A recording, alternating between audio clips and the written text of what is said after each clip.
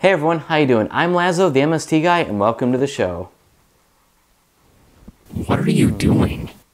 I'm waiting for Wizardo to interrupt me. He has a really nasty habit of doing that lately. Okay, I think we're safe. Today, we're going to be looking at Mystery Science Theater 3000, Episode 105, The Corpse Vanishes. Oh god, is this a Bela Lugosi movie? Yeah, it is, but don't worry, it's not that bad of a movie. Looks like the all-powerful Wizardo is finally checking in. Yeah, looks like it. Hello, Lazlow. Hello, robot. Oh, hey Wizardo, how you doing this fine evening? Oh, don't even get me started. You know, you two have really been pushing my buttons this week. What did we do? I'm just too upset to talk about it right now. Just start the episode and we'll discuss it later. Okay. Today's episode is a doozy. It begins with the Mads sharing a nice tender moment. It's the Isaac Asimov body splash. It's part of the Foundation Trilogy gift set. Oh, and it's pretty, too. It smells like space. Yes. When we cut to Joel's invention exchange, the Cairo Gyro. For those of you familiar with Joel's stand-up routine, you may recognize this prop from his act. What do you think? For the Mads invention exchange, they show off the flame flower, which is actually another prop from Joel's stand-up days. I'd like to see anyone who isn't surprised by that, Jolene. With the invention exchange out of the way, we get movie sign and head into the theater. But before The Corpse Vanishes, we finally get to see part 3 of Commando Cody. Flower thing is very weird.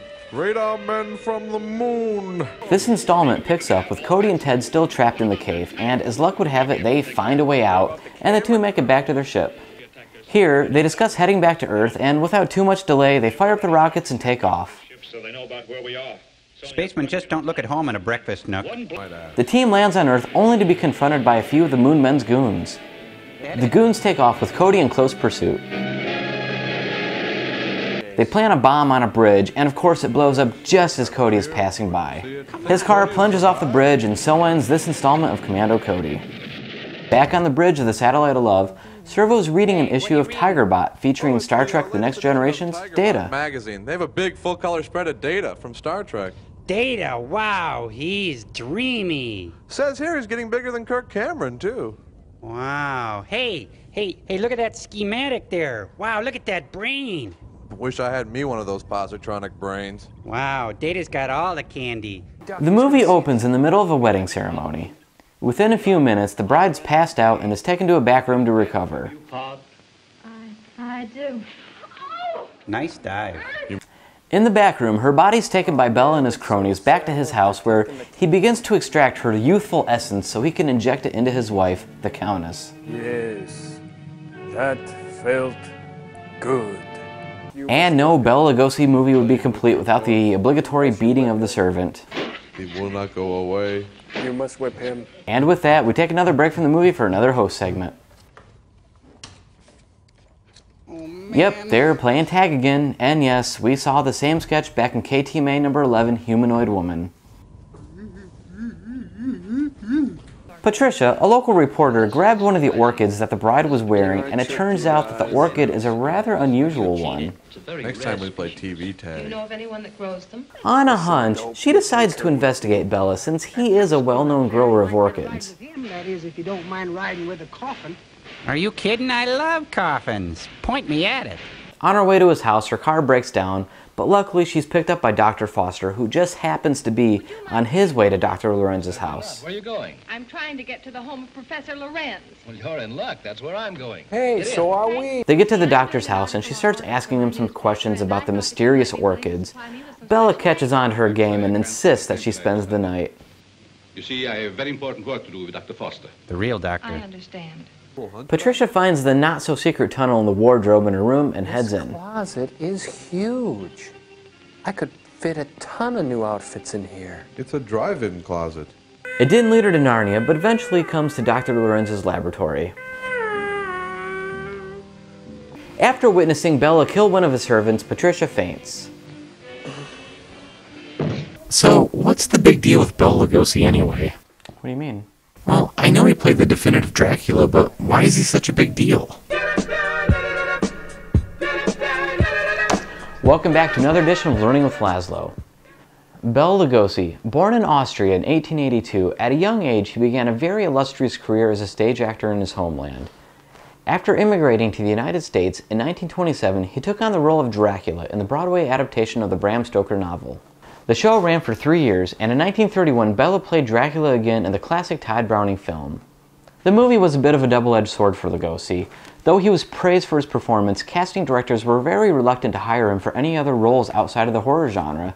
Sadly, this typecasting forced Lugosi to take on any role that came his way, mostly low-budget B-movies like today's The Corpse Vanishes. Eventually, Bela wound up working with famed B-movie director Ed Wood. Bela died on August 16, 1956 from a heart attack. Well, that's about it for this edition of Learning with Lazlow. We'll see you next time. Lazlow, where'd you go? Well, let's take a look at the next host segment. Well, so what can I do for you today, big boy? Just give me the usual. All right, you want the ears left on? Right. Nah, little barber joke there. Well, okay. Alright, back to the movie. Patricia's back in her room and proceeds to tell Dr. Foster about her horrific night. Of course, he doesn't believe her, and so she decides to leave. She goes to her boss's office and tells him her incredible story, and he doesn't believe her.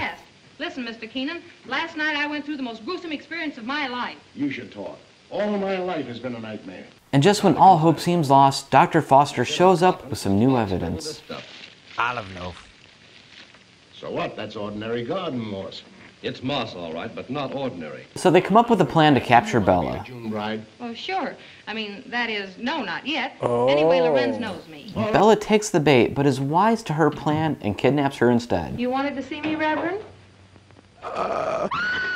He takes her back to his lab and is about to start his experiment on her when he's stabbed by the mother of that servant he killed earlier in the movie. You shouldn't have You done got the point. Through here. Bela dies. Then the Countess dies. Dr. Foster rushes in just in time to escort Patricia out of the scene and into a cutaway where we see the two of them getting married. The credits roll and we head back to the bridge for the final host segment. Bad thing about the movie. Good thing about the movie was we got to meet an entire family of mutants. Right, and the bad thing? Bad thing was they're so stupid they tried to commit inconspicuous murder on the most conspicuous day of a woman's life. You, my friend, get a ram chip.